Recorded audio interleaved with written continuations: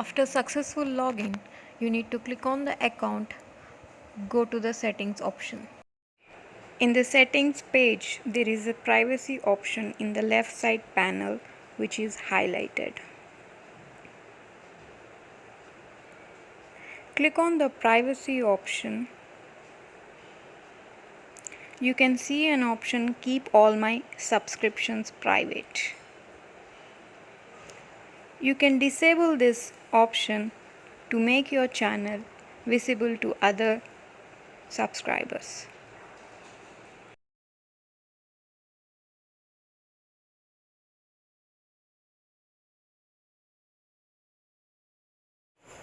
Go to your channel, click on the YouTube Studio option.